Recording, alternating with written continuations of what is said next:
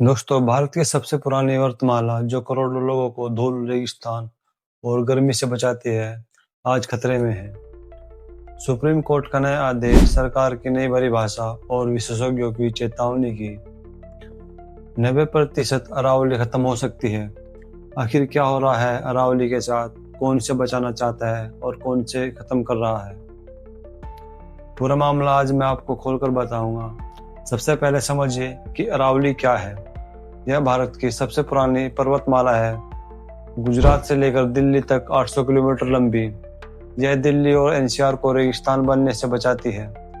राजस्थान से आने वाली धूल और गर्म हवाओं को रोकती है। दिल्ली के मौसम, जंगल, पानी के स्रोत सब अरावली पर निर्भर है। अगर अरावली कमजोर पड़ गई तो दिल्ली और एनसीआर में धूल, गर्मी, प्रदूषण और पानी की कमी कई गुना बढ़ जाएगी।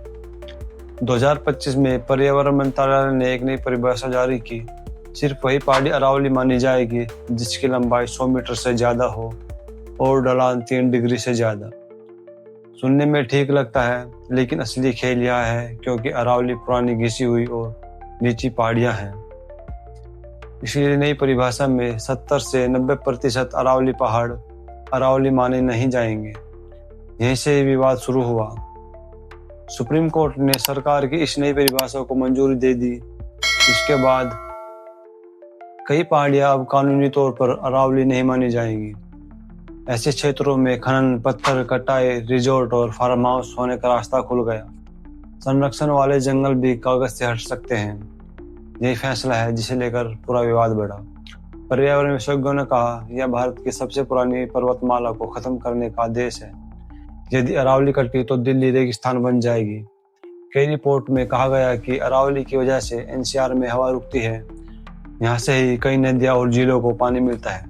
अगर अरावली ना रही, सब कुछ बदल जाएगा। राजनीति में यह भी बड़ा मुद्दा बन गया। सोनिया गांधी का बयान, उन्होंने कहा, मोदी सरकार ने अरावली के लिए मौत का वारंट साइन कर दिया है।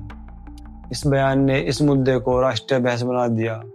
अजय माकन, आरएसएमपी की मांग, उन्होंने कहा कि यह परिभाषा वैज्ञानिक नहीं है। उन्होंने इसे तुरंत वापस लेने की मांग की। राजनीति में यह पर्यावरण विकास की लड़ाई बन चुकी है। यदि 90% अरावली को अरावली नहीं माना जाएगा तो बड़े पैमानों पर खनन बढ़ेगा। जंगल कटेंगे, जमीन बंजर होगी, पानी के स्रोत सूखेंगे, दिल्ली और एनसीआर में धूल के तूफान बढ़ेंगे। यानी अरावली सिर्फ एक पहाड़ी नहीं है, यह उत्तर भारत के लिए ढाल है। यह ढाल टूट गई तो दिल्ली की हवा 2 गुना ज्यादा प्रदूषित हो सकती है और 3 चीजें बड़ी हो सकती हैं। पहला, सरकार पर राजनीतिक दबाव बढ़ेगा। दूसरा, देश के बड़े पर्यावरण संगठन आंदोलन शुरू कर सकते हैं। तीसरा, नई परिभाषा को लेकर कोर्ट में पुनर्विचार याचिका पड़ सकती है। राजस्थान, हरियाणा और दिल्ली के स्थानीय लोग भी आंदोलन शुरू कर सकते हैं। दोस्तों, अरावली केवल पत्थरों की श्रृंखला नहीं है। इस क्षेत्र की हवा, पानी और मौसम को नियंत्रित करती है। नई परिभाषा और कोर्ट के आदेश ने इस पर बड़ा खतरा डाल दिया है। आज कई विशेषज्ञों ने कह रहे हैं कि अगर अरावली बचेगी तो दिल्ली और एनसीआर बचेगा। अगर अरावली नहीं बचेगी तो यहाँ का भविष्य अंधकार में होगा। उम्मीद है सरकार और अदालत इस पर दोबारा विचार करेंगे।